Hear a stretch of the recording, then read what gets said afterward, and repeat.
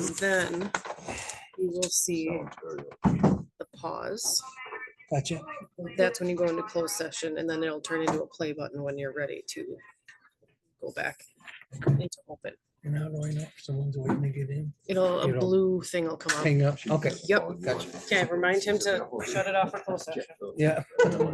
Everyone remind the idiot. Everybody reminds him to turn it off for closed session. Thank you. All right, thanks, Betsy. Good evening. I'll call this meeting of Police and Fire Commission to order. It's 5:01. We'll have roll call. Bloom. Here. Schaefer. Here. Wyland. Thomas Gard. And we have Chief Leash and Chief Giroux is busy with police work right now. We can go right to the next item, which is public comments on the agenda items. Anybody in the audience wish to speak? Okay. Chair comments. I just wanted to go over a couple of things that had happened in the last village board meeting. If you all remember, Jen Moore was moving out of town, so an appointment needed to be made to replace her. And President Mansell replaced her with Eric Hummel.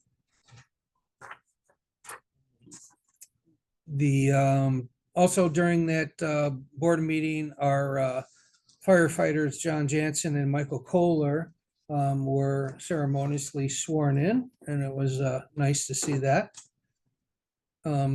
Additionally, the board also approved a pilot program which eliminates now Dwayne, the village administrator, leaves in November or December, somewhere around that time. When he leaves, the village board approved a pilot program which includes the decision not to hire a village administrator, but rather ask the director of public works to wear a couple hats and to do some administrative things. I don't really know the answer as to our fire and police chief, if they are,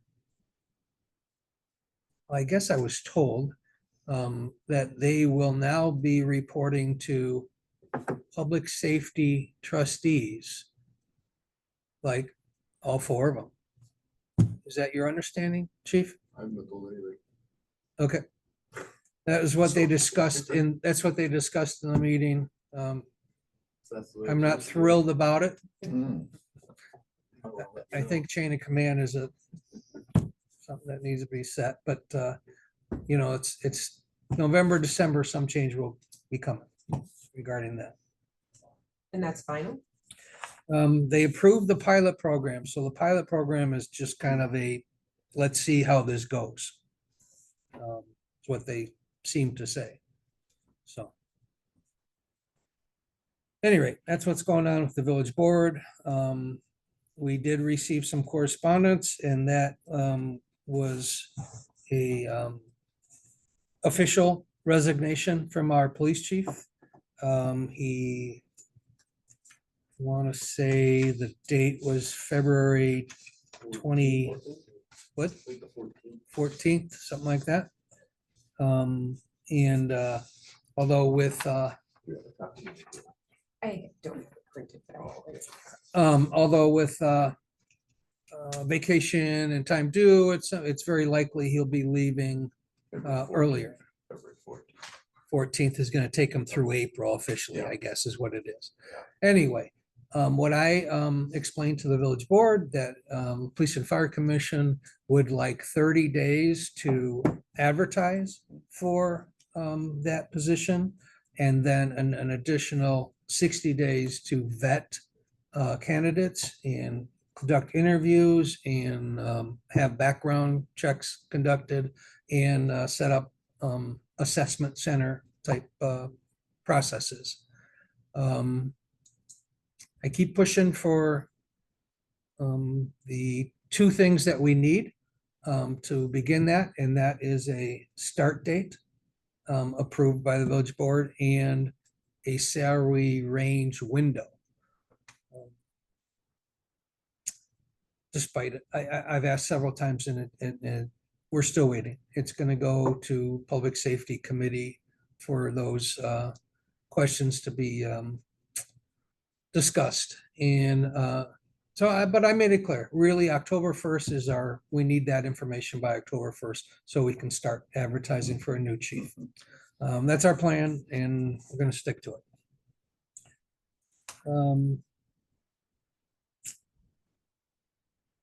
I guess besides that, I kind of jumped into number 7 and before the minutes, but our last meeting was July 15th and Leo put out the minutes. If we could get a motion to approve those minutes of July 15th, we can. I so move. Motion by Bloom, is there a second? Second. Second by Wyland. Any discussion on the minutes from July? All right, all in favor, say aye.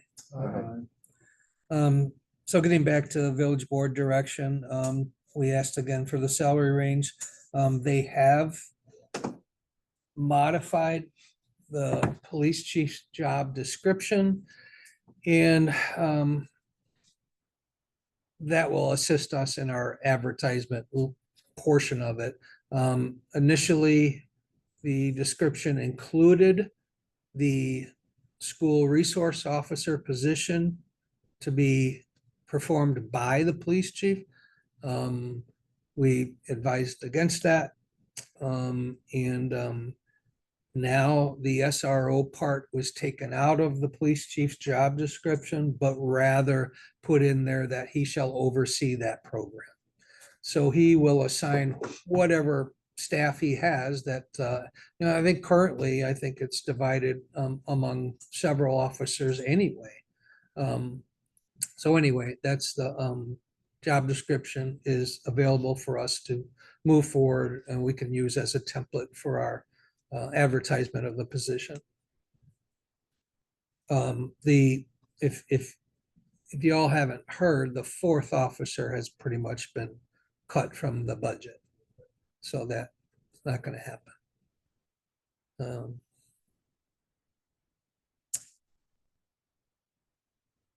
Based on those dates that I had mentioned with regard to advertising, vetting, and interviewing,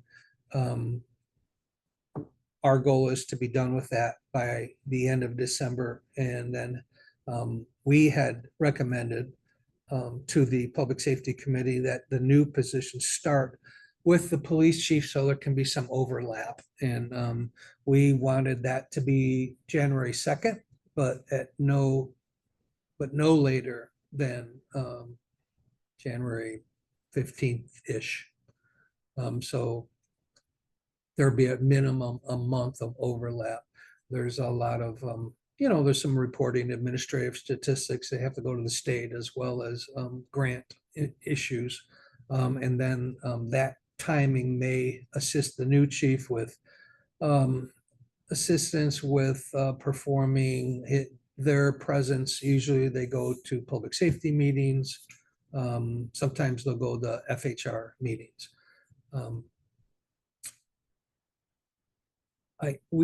We also just, so in the past, the Police and Fire Commission would choose a candidate to be police chief, and this is our guy, and this is the best for the town. And then that police chief would have to independently go negotiate with the FHR committee for their salary. And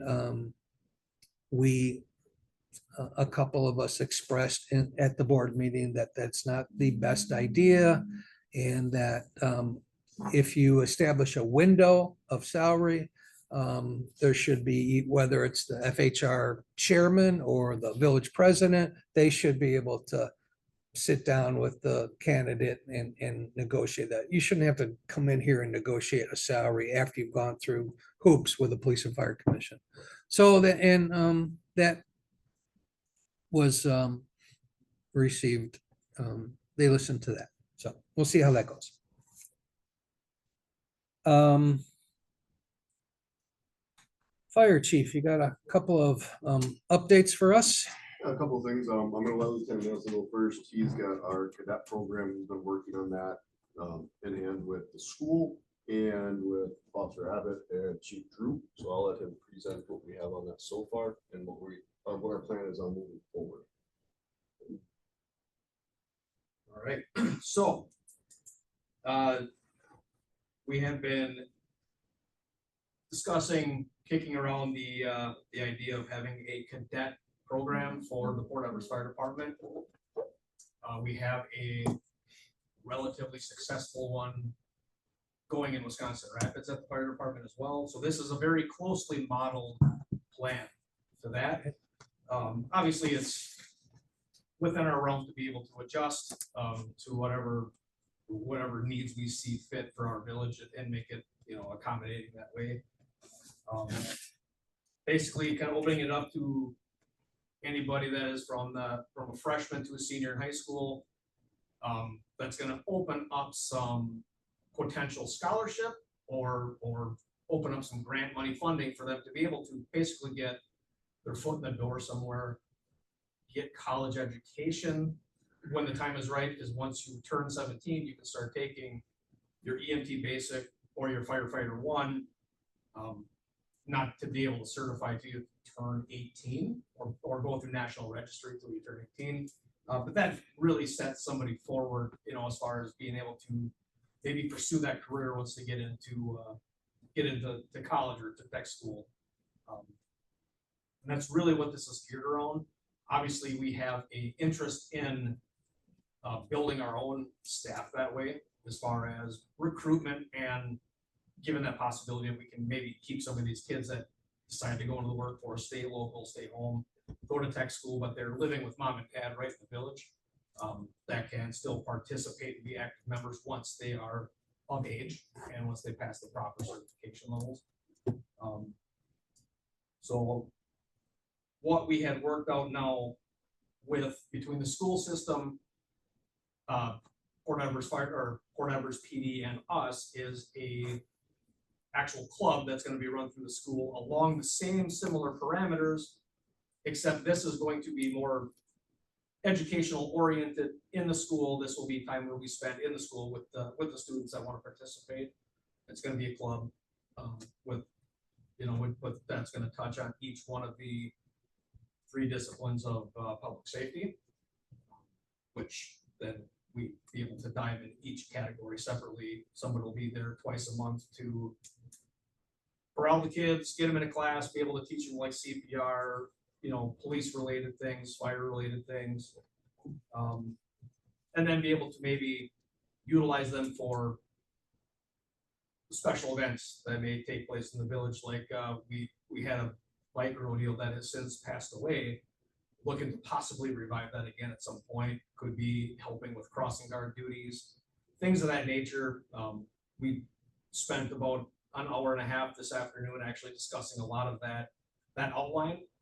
We have support from the school system as far as the club goes itself, as well as utilizing that club as a stepping stone for the cadet program. So I guess with that, is there any questions on anything? I know I went very high level view on it, but Josh, you mentioned there might be some scholarship opportunities. Where would those come from? so right now, as far as the fire and EMS side of things are, we talked about, there's not really those opportunities in law enforcement as of right now. Midstate offers high school age students basically free tuition to attend Firefighter 1. We also have grant availability through WRFD for emergency medical services. Not to mention the money that we also have budgeted in our own fire department budget for EMR training and stuff like that. It's not stuff that we just hand out willy-nilly. It's obviously utilized properly, but the possibilities are there. Should somebody become a member of our department, something that we could consider putting them through is some emergency medical training. So, but right now there's a bigger push on the Midstate Technical College side to get some of these high school students going in their direction, taking those classes as high school students to work towards whatever fire degree or fire program, or just to simply be able to participate on an active fire scene with the department. Have you guys explored anything on the state or federal side for grants? Anything outside of just the local? We have. Feeling there would be. Yeah. In both state and fed as well. Sure. Yeah. There was an article that appeared in one of our educational journals earlier this year that I shared with You shared it with all of some us. people in the southern Door County area, like Belgium. There's a little town south of Sturgeon Bay, Oh, sure. east of Green Bay, and the southern tier of Door County. There were 3 or 4 or 5 volunteer fire departments there that ran a coordinated program like what you're describing. They had 3, I think there were 3 graduates this year who certified out at Fire One. Same time they graduated in high school, and all of them, 2 of them were from one department, one was from another one. Mhm. I have to go back and find the article, but I think there was some state money either from the DPI or from DPAE or Industry Labor and Human Relations that sort of pushed this along. Yeah, it would be interesting to look into that, and I think that certainly as you guys progress on that, I'm sure that you could probably get support outside of the department as well with folks that have done grants or have, some knowledge on where to at least start. We'd be certainly happy to help. You both are involved with it in the Rapids program, Rapids Cadet program. Approximately how many kids would you say are active in it each year? Are you looking at 5? Are you looking at 50? Just, I know it'll be different here, Oh, I but think we maybe have a dozen at a time. Now, coming into a new school year, it's kind of hard to tell. sure. I know after speaking with our chief and my battalion chief about this, we've had, and let's be honest, like not everybody's gonna take that and move on to the next level. You're really looking at small percentages that might take it. So I know that there is a student that graduated this past year who was actually going into the fire program now at Mid-State that was a cadet for Rapids. So, And that's a huge win. Yeah. Just getting one. Sure. one Right, progressive right. I series. mean, so, a lot of what I have, I guess, I wouldn't necessarily call this policy, I just call this an outline at this particular point. But basically, I shamelessly stole from the programs that I could find to just find what fits for us. It's on an editable Word document, it can be changed, so basically, it's essentially a step forward towards what we have, or what our intentions are for this program. Well, thanks. Right? Yeah, I think absolutely. you'll have our support with regard to, because our angle of this is recruiting and hiring eventual potential firemen. However, just for clarity, the approval of the program itself as the next item on the agenda as well is up to the board. But you'll have our full support, and we'll be happy to speak on your behalf in front of the board as well. So keep us up to date, and we'll coordinate that. I think Rick Anderson could go to his counterpart at northeastern Green Bay, whoever the emergency services director is in that district. I'm sure could provide them with all of the feedback necessary, because that program in southern Door County was, I'm sure, under their auspices. Sure. So, and I'm guessing Rick's probably already talked to him or run into him in some professional capacity somewhere. The other suggestion I have is, I believe it's Burlington. Southern Yes, part of I the state. actually pulled some of their information when I looked. Burlington has Certain run stuff. a high school model EMS program for 30 or 40 years. They have they've had a volunteer ambulance service in that community since the 60s or 70s. And they teach their entry level EMS as a part of their high school health curriculum.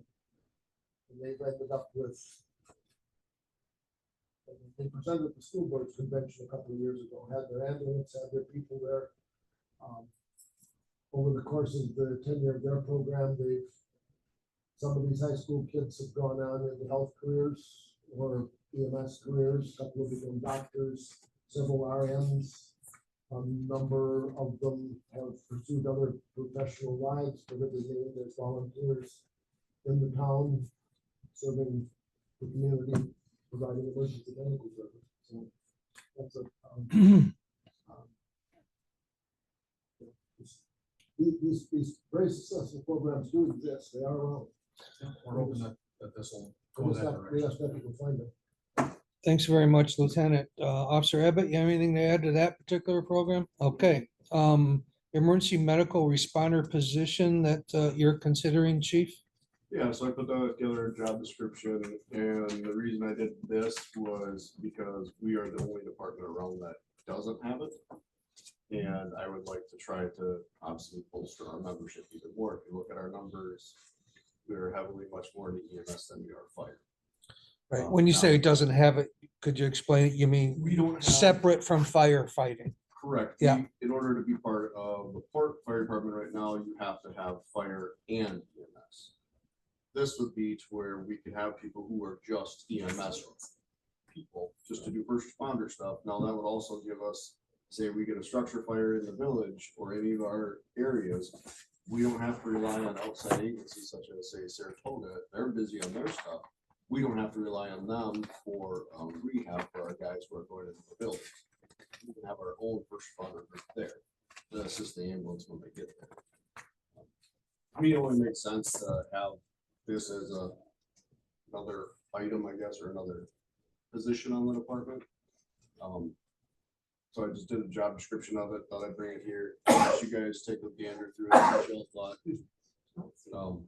Obviously, we're presented to public safety next week, and then kind of go from there. If you guys have any questions on it, please let me know. Do we know historically why it hasn't been separate? Has there just been such a high number of volunteers that it wasn't necessary, or any reason? I guess behind it? I don't have a good reason. I mean, I know a lot of departments used to be, you know, hey, we're a fire department. We're not here for emergency medical services necessarily. You know, that was just another thing that we did, that we added on to a fire department. Now, if that was the case here, I couldn't tell you for certain. Sure. But I mean, that would be, that's what it used to be, so I would assume probably that's why. But yeah, I think we need to start moving in that direction, especially with the decline in people who want to do this stuff anymore. Now, say like we have a husband that wants to be fire, and we want to have a wife that says, oh, I don't really want to be fire, but I'll do EMS, or vice versa. Well, and what's the That's true. breakdown of calls? The last, I mean, that's gonna be good information for the board, because I generally know offhand what it is, but it's substantially higher on the EMS side than it used to be, I think. I mean, Yeah. it seems, Yeah. right. almost double, if I remember right. So July, we did, well, for the year to date from 2024, we're up to 66 medical calls and 44 fire responses. Seems like a no-brainer at that point. And this is just Almost double. pure conjecture on my part, but both Nakusa and Port, in their earlier ideation for their fire services, I'm not saying this in any kind of disparaging way whatsoever. They were basically fire brigades, and they were staffed by and worked out of the auspices of Mills in Port and Nakusa. The Mills had their own nursing staff, they had their own in-house health. And so I could guess, and like I said, this is a pure guess, I could guess that the early days of these departments in the 20s, 30s, 40s, 50s, if somebody got hurt in the mill,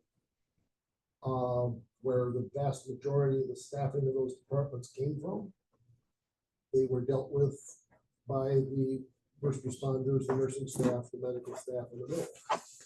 And the volunteer fire department provided the fire response. And as the mills declined, or in our case disappeared,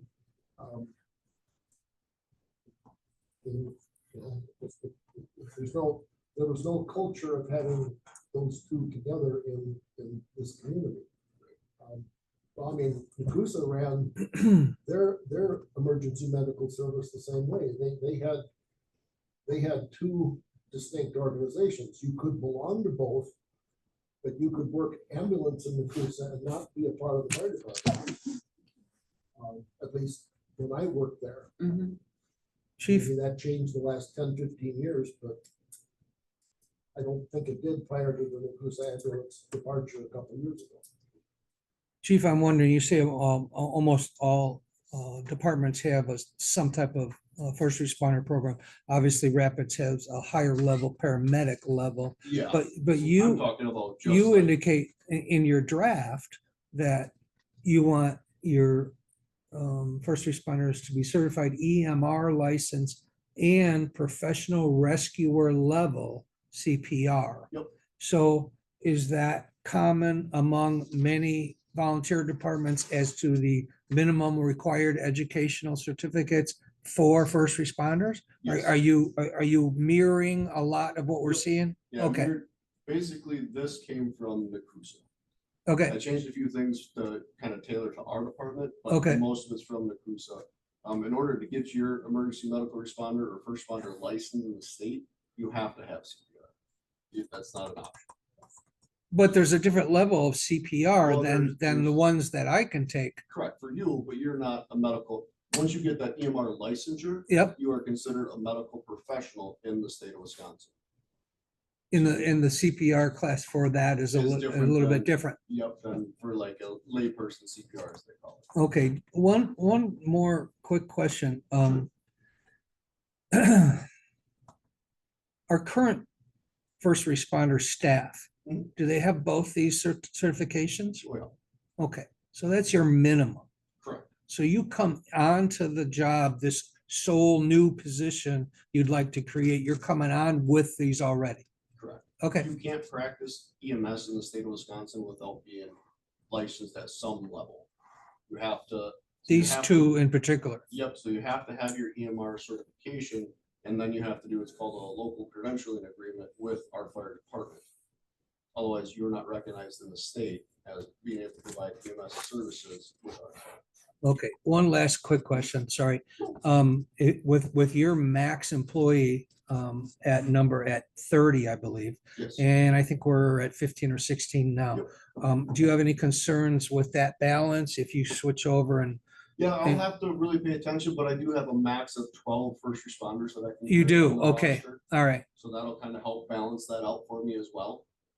And then the big thing is gonna be, just monitoring my budget and how often or how many first responders are sent. yeah. And because right now, the first responders that are going out are getting the same stipend per Mhm. call as fire, correct? Okay, Would that change? Would the stipend be different for each?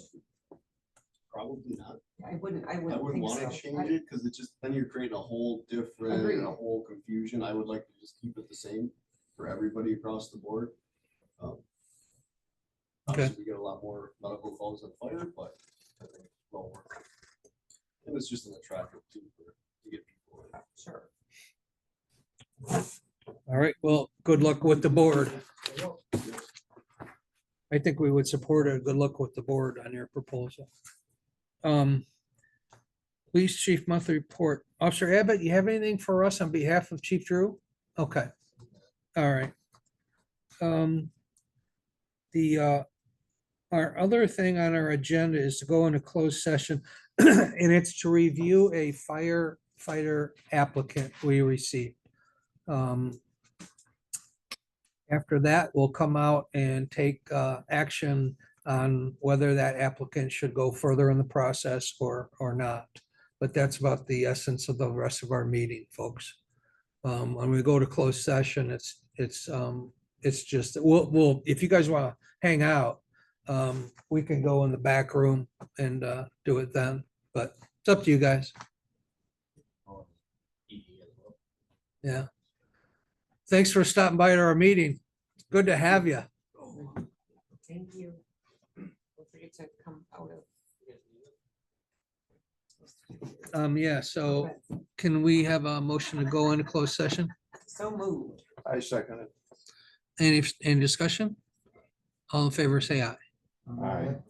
Okay, stop recording, pause. Okay, back in open session. Isn't anyone gonna say how really efficient the chair is with Zoom I did. tonight? Oh, mine was more of a surprise. Okay. All right, based on our discussions of the fire applicant in closed session, is there anyone who'd like to make a motion? That we continue forward with the interview process for the applicant. I second it. Any discussion? All in favor, say aye. Aye. Very good. Commissioner comments. Anyone have anything for the good of the order? All right. Next meeting date, any thoughts on that? Well, I guess it might depend on you three, your committee, and When- your once you ability to interview. interview. It does seem strategic when we have an applicant we know of to sort of put it out there as once we, kind of pending that process, because if we set a date and we're meeting right after that, that'd be silly. So TBD based So on when to be you can- determined. When- Based when on we- your when we guys' know we ability. have an applicant that we're moving forward with, that seems to be a good practice. We've done it a Agreed. couple times. I got you. All right. Then I'll get you guys an updated roster too, at our next PFC. Thank you. Yep. Good. Sounds You good. don't have any other pending applications? Not right now, I don't. To be determined next meeting. All right. Anything else? If not, we'll, oh, you're gonna get out of here on time, Corey. Might knock it on. We'll adjourn at 5:53.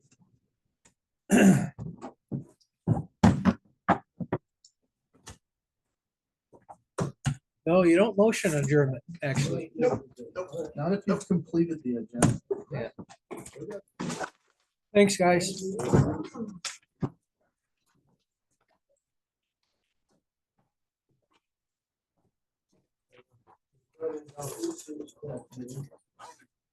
There are two folks wandering around out there.